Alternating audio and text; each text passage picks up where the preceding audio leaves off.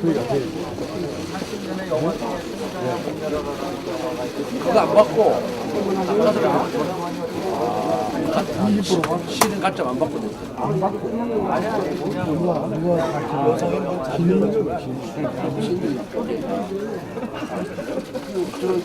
홍련당 사건 할때 정부가 실제 왕기가 말잖아.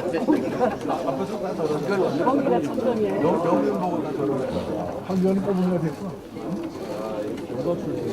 남북 사람들은 완전 정신. 자리를 정돈해 주시기 바랍니다.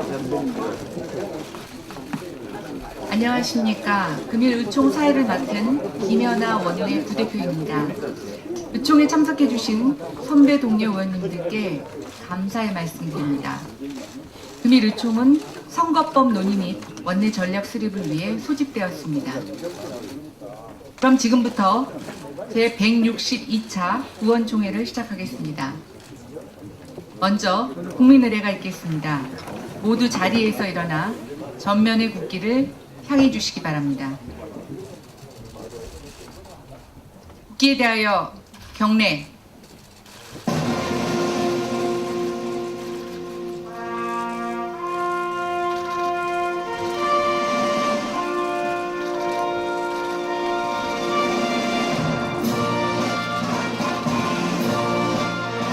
나는 자랑스러운 태극기 앞에 자유롭고 정의로운 대한민국의 무궁한 영광을 위하여 충성을 다할 것을 굳게 다짐합니다.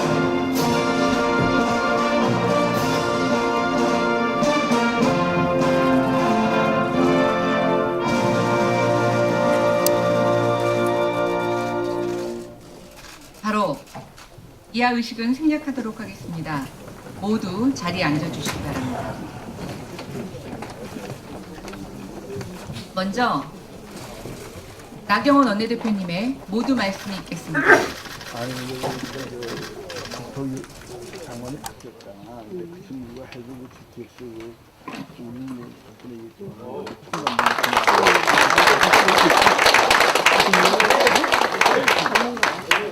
어제 의원님들 수고 많이 하셨습니다. 그런데 저희가 어제 교섭단체 대표 연설을 진행하면서 아마 의원님들도 많은 거 느끼셨을 겁니다. 이 지금 정부 여당, 이 더불어민주당 정말 남의 말에, 국민의 말에, 야당의 말에 귀를 닫는 이 모습, 한마디로 마이동풍 정권이다. 정말 어제의 그 모습에서 아마 국민들께서 실망을 크게 했을 거라고 생각합니다. 그런데 오늘은 이제 저를 윤리위에 제소하겠다고 합니다. 이거 정말 참 이 말도 안 되는 걸 갖다 붙여서 하는 거 경강부의 정권이다. 그런데 지금 이것은 다른 게 아니라 저는 국민을 제소하는 것이다. 국민의 목소리를 이야기하는 야당 대표를 제소하는 것은 국민을 제소하는 것이다. 그리고 그들이 국가 원수를 모독했다고 하는데 이러한 행태야말로 국가 원수를 모독하는 것이다. 이렇게 생각합니다.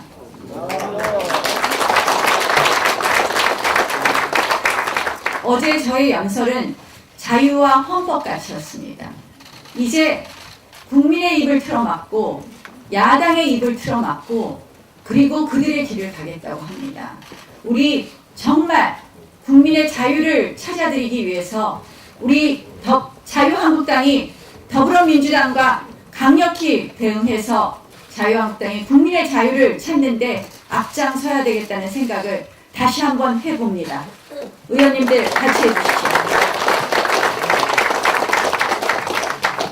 어제 한마디로 정말 말도 안 되는 소란으로 저희 당이 제안한 이야기들이 모두 묻혀버렸습니다.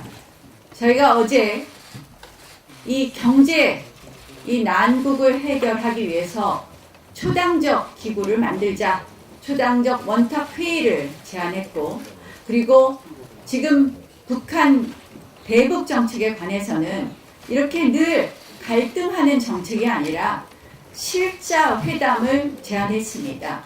이에 대한 정부의 청와대의 답변을 기다리겠습니다. 또한 저희가 굴절 없는 우리의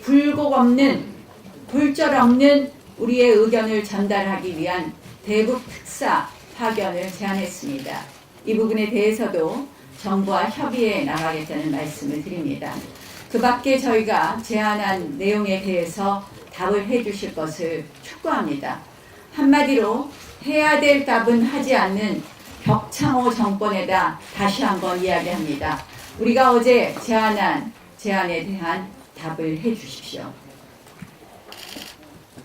정말 우리 어제 많은 국민들께서 그래도 시원하다고 한 말씀씩 해주시고 정말 하신 것은 우리가 국민의 목소리를 제대로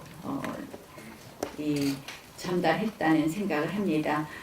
저희가 말씀드린 것을 하나하나 정책으로 실현하고 또 법안으로 실현하는데 소홀함이 없도록 우리 의원님들 함께해 주실 것을 부탁드립니다. 오늘 미세먼지 법안이 통과되었습니다. 아시다시피 자유한국당이 제안했습니다. 그래서 이 미세먼지 법안 오늘 통과하게 되었습니다. 저희 당이 대한정당으로서 또 정말 민생을 챙기는 정당으로서의 모습을 다시 한번 보여준 거라고 생각을 하고요. 이 법안 처리를 위해서 협조해 주신 관련 상임위 의원님들 그리고 법사위 의원님들께 다시 한번 감사드립니다. 수고 많이 하셨습니다. 이제 우리 당은 25일, 26일 이 주에 인사청문회를 개최하게 되어 있습니다. 저희의 원칙은 저희의 잣대는 누구도 봐줄 수 없다고 생각을 합니다. 정치인 장관 예외 없습니다. 철저하게 검증해 주십시오. 또한 지금 통일부 장관 내정자는 제가 어제 원내교섭단체 대표연설에서도 지명 철회해 줄 것을 요구했습니다. 지금 대북정책 관련해서 한미동맹이 흔들리고 있는데 사실상 사드 반대 그리고 제재 반대를 했던 통일부 장관은 매우 부적절한 인사입니다. 이 통일부 장관 지명 철회에 청와대가 응하지 않을 경우 인사청문회를 통해서 반드시 여러분들께서 총력을 다해서 이 부적절한 인사임을 증명해 주실 것을 부탁드립니다. 그 다음 지금 패스트 트랙을 기어이 태우겠다는 취지의 말씀들을 하고 있습니다. 조금 더 지켜봐야 되겠습니다. 바른미래당을 비롯한 제2야당과 여당이 어떠한 협의 과정을 하고 있는지는 조금 더 지켜봐야 되겠지만 패스트 트랙을 태우겠다라는 그런 의지를 상당히 보이고 있습니다. 이것은 한마디로 의회 민주주의를 부정하는 것이라는 것 이미 설명 많이 드렸습니다. 저희 당이 이 부분에 대해서는 똘똘 뭉쳐서 정말 이러한 한마디로 이 헌정사상 없었던 일을 추진하는 것에 대해서 그들이 왜 이것을 추진하는 것이냐. 결국 여당의 목적은 뭐냐. 야당의 목적은 뭐냐. 결국 이것은 내년 총선에서 한마디로 진보 집권 10년 플랜을 만들기 위한 것 아닌가. 20년 플랜을 만들기 위한 것 아닌가 이런 생각을 해봅니다. 결국 정의당과 민주당의 야합이 불보듯 뻔합니다. 이 부분 저희가 반드시 막아야 되고 이것은 또 국민의 의사에도 반합니다. 아마 우리 당의 10% 의원 정수 감축안 그리고 비례대표제의 철폐에 대해서 많은 국민들이 지지하는 거 잘 알고 계실 겁니다. 그래서 지금 패스트 트랙을 태우겠다는 15일까지 우리 자유한국당은 비상한 각오로 우리 의원님들 모두 정말 비상한 다짐으로 함께 해야 될 것이라고 생각을 합니다. 우리 의회 민주주의가 거꾸로 가는 이러한 폭거에 대해서는 반드시 같이 해서 대한민국의 의회 민주주의를 다시 세운 때 함께 해주실 것을 부탁드립니다. 고맙습니다. 다시 한번 나경원 원내대표님께 힘찬 박수 보내주시기 바랍니다. 다음은 자유한국당호의 새로운 선장이신 황교안 당대표님의 인사 말씀이 있겠습니다. 다시 큰 박수로 환영해 주시기 바랍니다.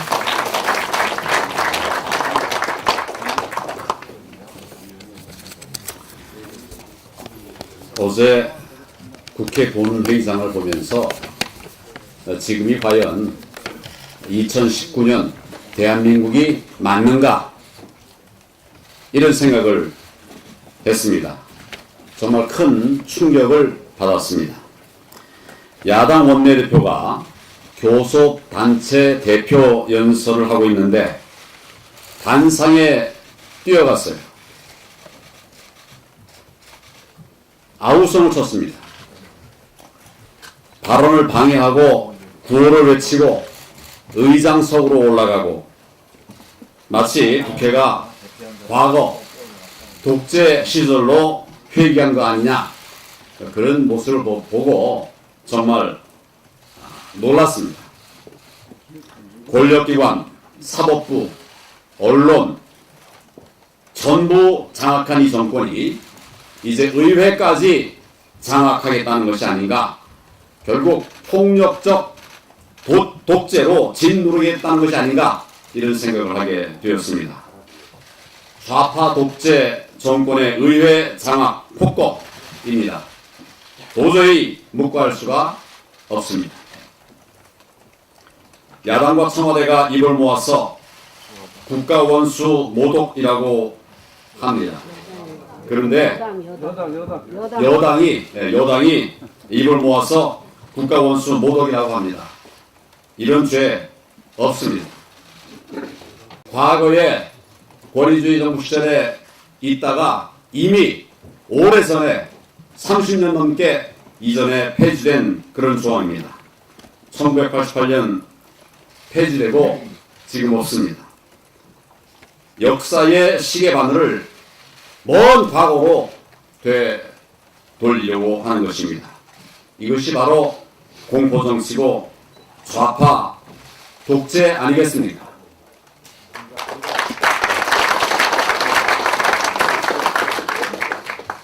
대통령 비판했다고 제1야당 원내대표의 입을 틀어막는 것 정말 과거에 우리가 그렇게 극복하려고 했던 공포 정치 무엇이 다릅니까? 제가 어제 참 분노하지 않을 수가 없었습니다. 의회 민주주의의 수호를 위해서 우리가 끝까지 투쟁할 수밖에 없습니다.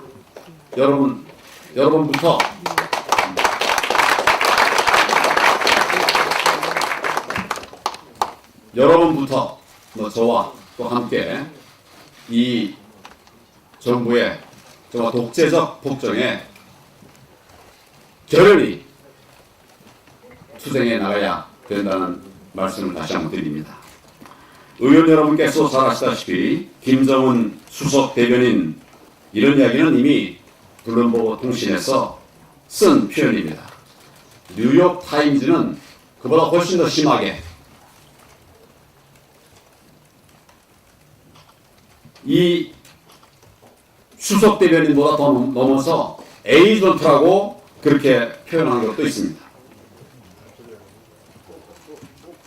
뭡니까 도대체? 외국에서 그런 보도가 될 때는 아무 말 한마디 못하다가 이제 제1야당의 원내대표가 국회에서 그것도 대표 발언을 통해서 이야기하고 있는데 거기에 대해서 한 짓들을 보십시오.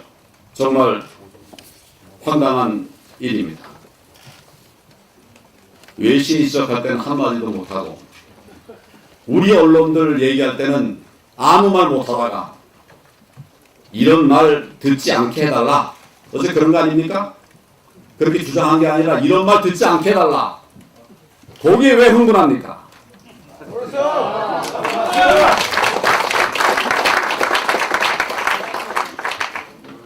누가 제발 저리다는 격입니다.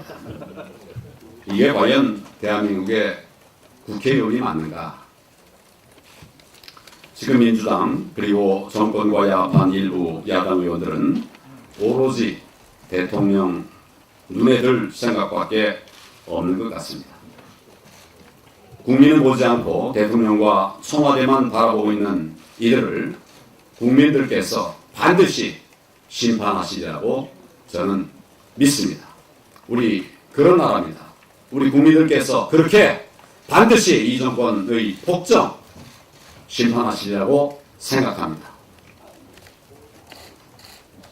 우리는 오로지 국민만 바라보면서 민주주의를 지키기 위한 투쟁을 정말 꿋꿋이 해 나가야 하겠습니다. 문재인 대통령과 이 정권은 야당 겁박을 즉각 중단하고 의회 폭거를 국민 앞에 사과할 것을 강력하게 촉구합니다.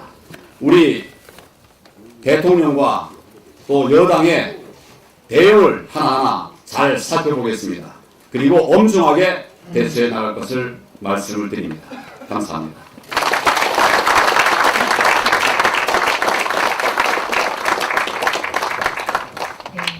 다음은 정용기 정책의장님으로부터 정책 보고가 있겠습니다.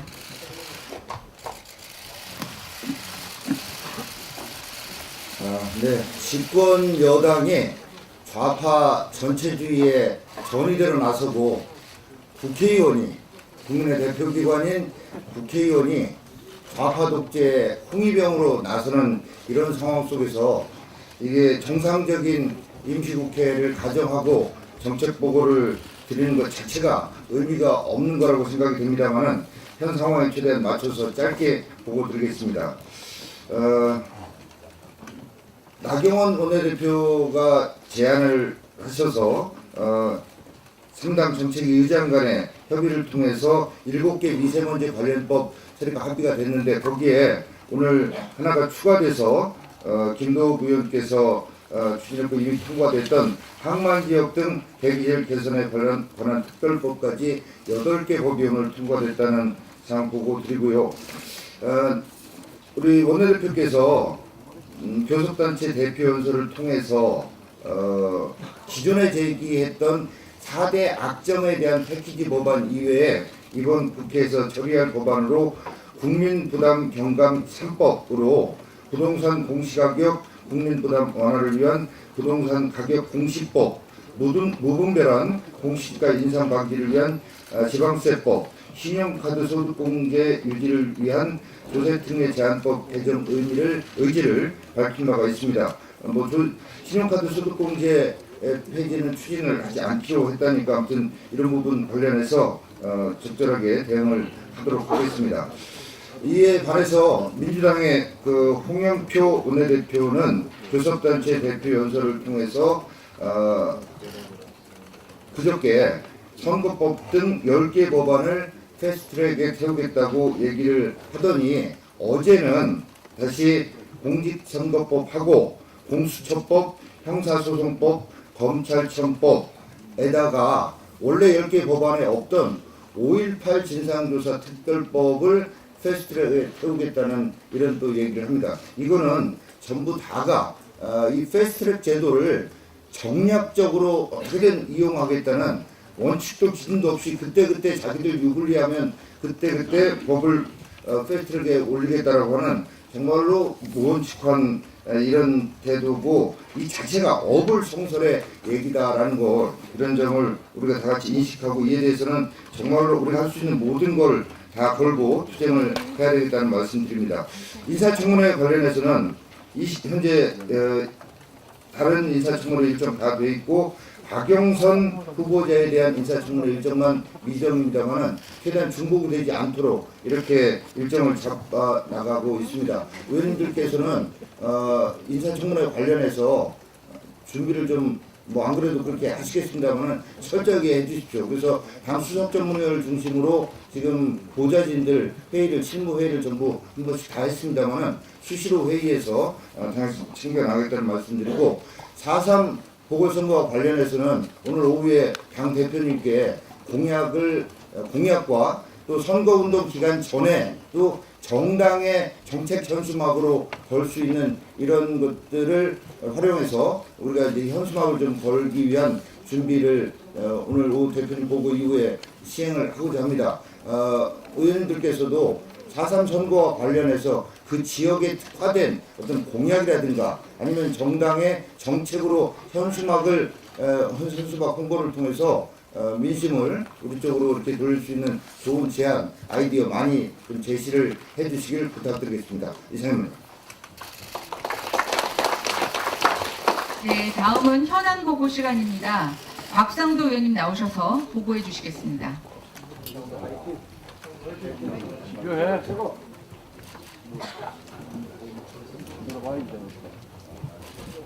예, 안녕하십니까. 곽상도 의원입니다. 문재인 대통령 사유와 관련해서 국회 질의를 이어가도록 하겠습니다. 문재인 대통령 사위가 딸에게 살던 집을 정리한 뒤에 딸이 제3자에게 처분하고 해외로 이주했습니다. 그 이유에 대해서 물었는데 아직 답변이 없습니다. 그리고 한간에서 200억 지원설이 있었다는 의혹과 관련해서 정부 쪽에 정부 측 돈이 사위 서창호 씨가 근무한 회사의 어떤 형태로 지원된 사실이 있는지를 한번 추적해 가봤습니다. PT 자료 한번 보시면은 사위 서창호가 근무한 토리게임즈라는 회사는 2014년도 10월달에 만들어졌습니다.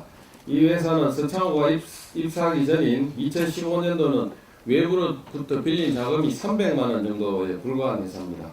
그러다가 2016년 2월 사위가 입사한 이후에는 1년간 외부로부터 빌린 자금이 연말 기준으로 보면은 차입금 4억 원 정도까지 늘어납니다.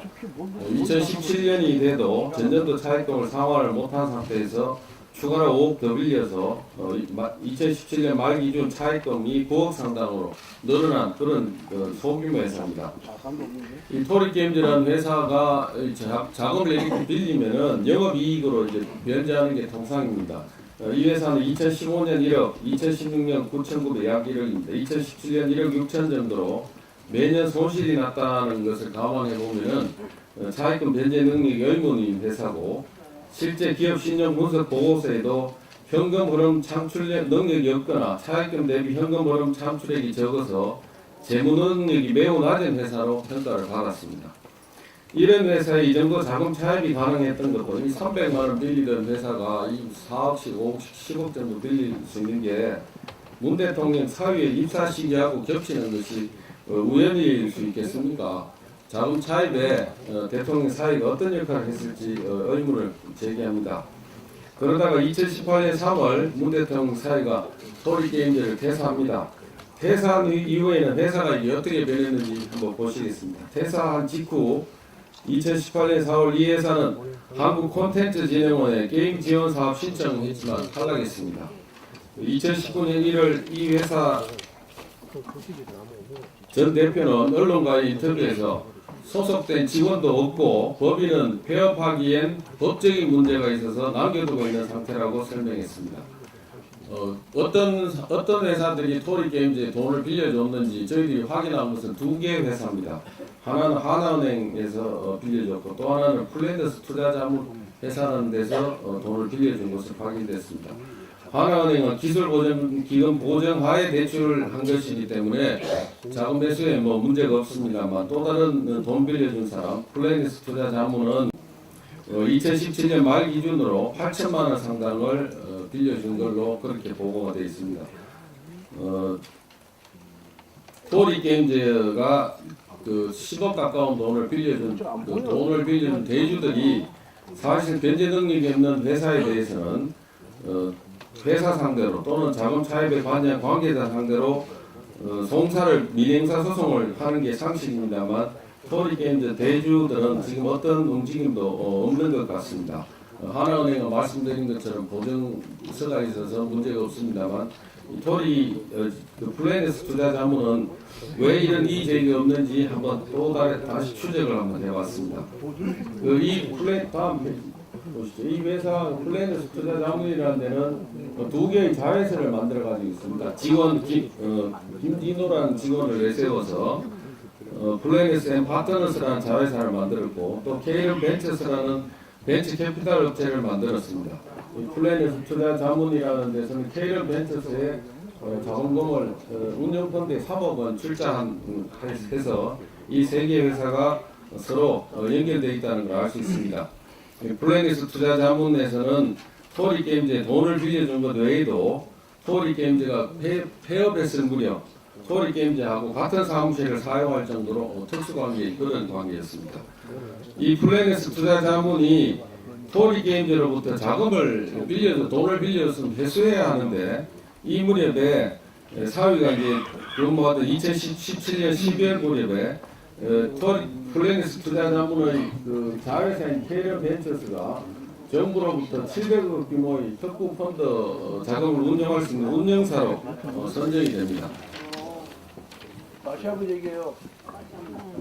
이게 마이크 대고 잘 안 들려. 정부 이거 좀 되게 어려워가지고 사위가 2017년 12월달에 토리게임즈에 재직하고 있을 때 아마 이제 돈을 그 KLM 플래닛 투자자문은 돈을 회수를 해야 되는 그런 입장인데 이게 어떤 식으로 무마를 해야 이 법적인 쟁송을 당하지 않을 거라고 이제 생각합니다. 그 무마를 하는 방식으로 어떤 방법을 채택을 했을까? 그걸 따라가 보니까 2017년 12월 무렵에 서창호가 KLM 벤처스라는 회사가 700억 정도 규모의 정부 자금을 운영할 수 있는 그 운용사로 선정이 됐습니다. 저 KLM 벤처스라는 저 회사는 자본금 6억에 2016년 영업이익이 1억 6천만 원 적자입니다. 그 다음에 또 저 옆에 있는 플래닛 파트너스라는 회사도 실적을 못 올려서 사실상 그 운영사로 선정될 때 이미 그 폐업인 상태에 있는 그런 실적이 거의 없는 회사인데도 불구하고 정부 돈을 200억, 480억을 운용할 수 있는 이런 이제 회사 운영사로 이제 선정이 됐습니다. 정부로부터 이런 혜택을 받은 것과 서창호 사위인 서창호, 토리게임즈의 자금 대여 등이 어떤 상관관계가 있는지 의문입니다. 사실상 우회 투자, 우회 지원은 아니냐는 이런 의문이 있어서 저희들이 이걸 구체적인 내용을 확인을 하고 있는 그런 상황입니다. KLM 벤처스라는 회사가 정부 자금을 이렇게 이제 운영할 수 있는 그 운영사로 선정됐으니까 정부 자금을 어떻게 운영을 하고 있는지 그 한국 벤처 투자로부터 어떤 상태로 운영하고 있는지 자료 제출을 저희들이 요구를 했습니다만 자료를 일체 받지 못하고 있습니다. 공교롭게도 한국 벤처 투자는 중소기업 진흥공단에서 100% 지분을 갖고 있고 현 이사장은 이상직 전 국회의원입니다.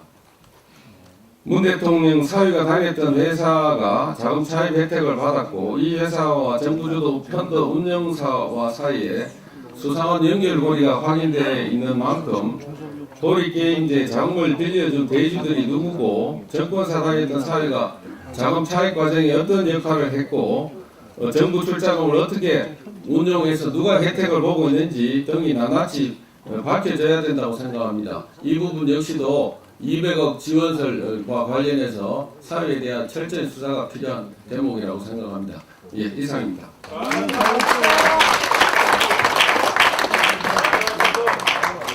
고발이나 수사 의뢰는 필요 없나요?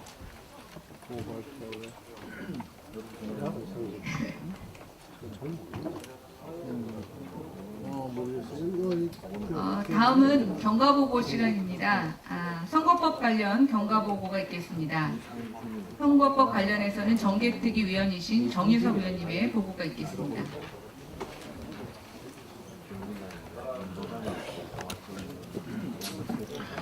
예, 위원님들 저희가 지난 일요일 3월 10일 날 자유한국당 선거제도 개혁 방안을 언론에 공표를 했습니다.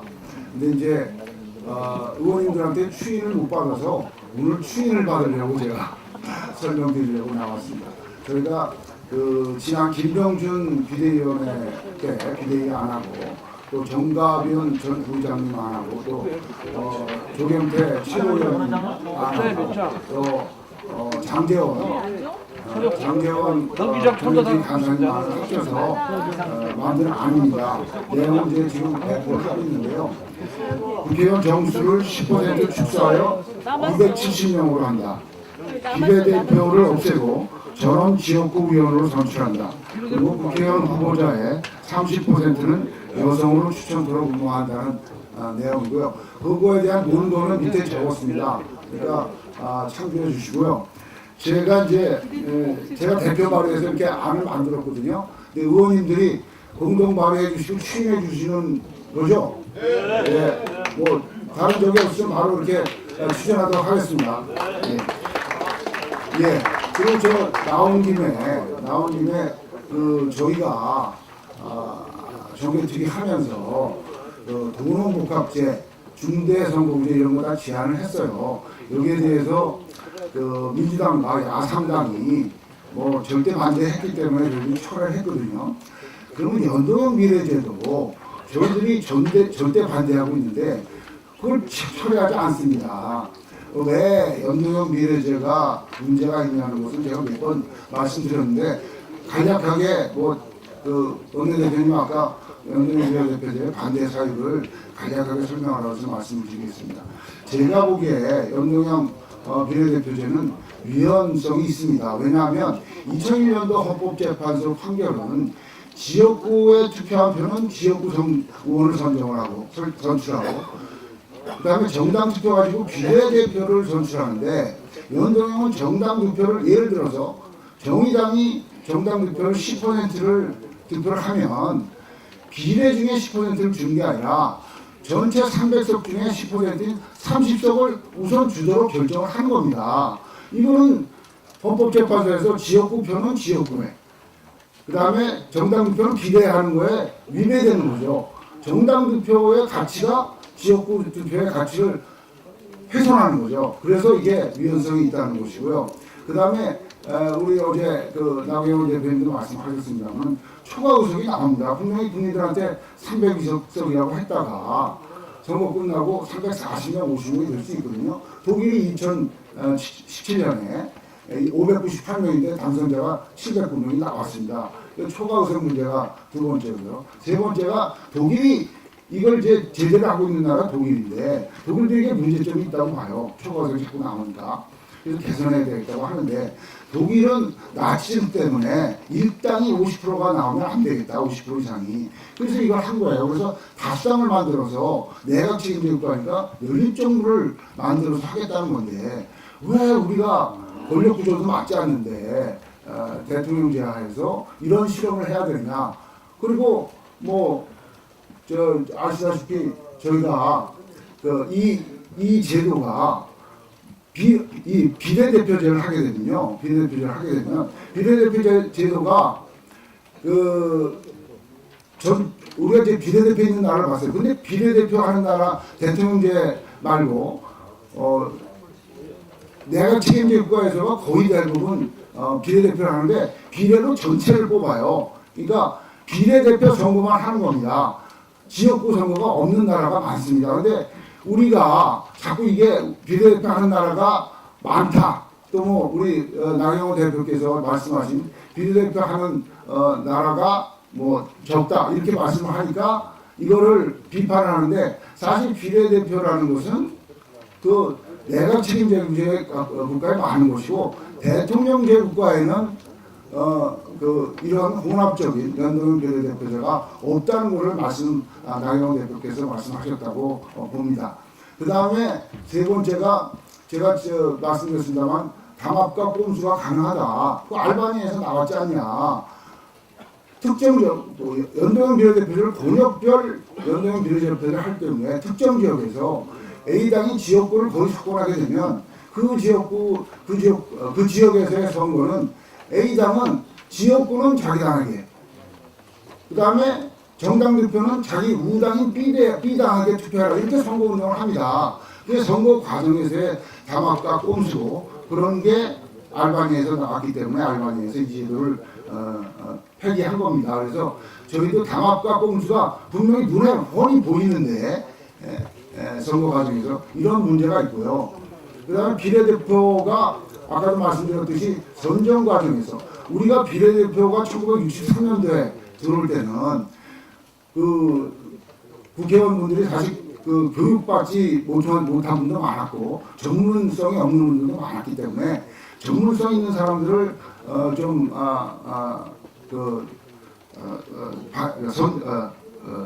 발탁하기 위해서 비례대표제가 들어왔습니다. 근데 지금은 그것도 뭐 어떤 분은 그 얘기도 해요. 제가 엊그젠가 그 유튜브 TV 나갔더니 그 총재가 자기 마음에 드는 사람 이렇게 막 넣기 위해서 비례대표를 만들었다 그런 얘기도 해요. 그래서 비례대표 보니까 민주주의의 발상지이고 선진국인 또 정치 선진국인 또 대통령제라는 미국이나 또는 내각 책임제라는 영국이나 또는 이원 집정부제를 하는 프랑스나 가장 모범적인 그런 정치체제 3개국에 비례대표가 없어요.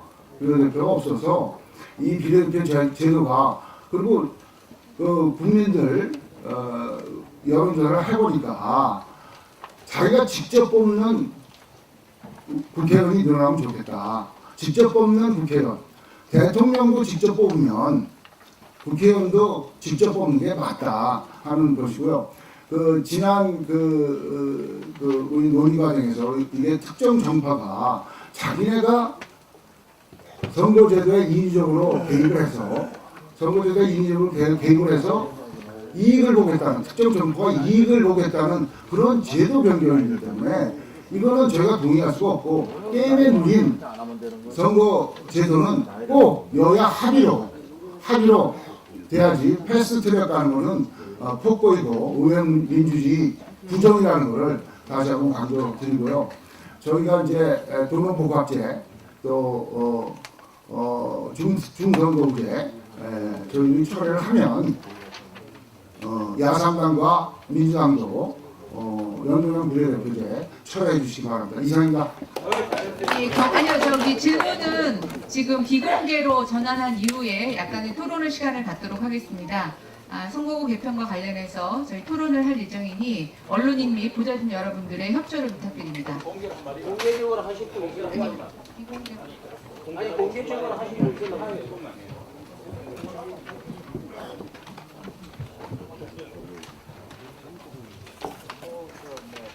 아니 이제 다 아시는 얘기인데 왜 이제 300석으로 늘어나느냐 아시는 얘기인데 간단히 말씀드리겠습니다. 예를 들어서 민주당이 이제 40%를 얻었는데 그 지역구 의석의 40%만 얻으면 초과 의석이 안 생깁니다. 근데 만약에 민주당이 40%를 얻어서 60%를 싹쓸이했다. 60%를 그럼 그 20%만큼 초과 의석이 생기는 겁니다. 20%? 그러니까 한 20석 정도. 20%면 225석에 20%면 40석이죠. 왜냐하면 40%를 얻으면 40%만 갖고 가는 것이 그것이 이제 비례로 만드는데 60%를 얻으면 의석을 그대로 다 인정해 주거든요. 그러면 나머지 의석의 전부를 놓고 나머지가 가리기 때문에 그래서 필연적으로 딱 40% 얻어가지고 40% 의석만 갖고 가면 한 석도 안 늘어나지만 40% 얻어서 50%를 갖다든지 60% 의석을 이기면 필연적으로 초과석이 생긴다. 300석이 무조건 넘어나게 된다. 그런 말씀을 드립니다. 비공개로 전환하겠습니다.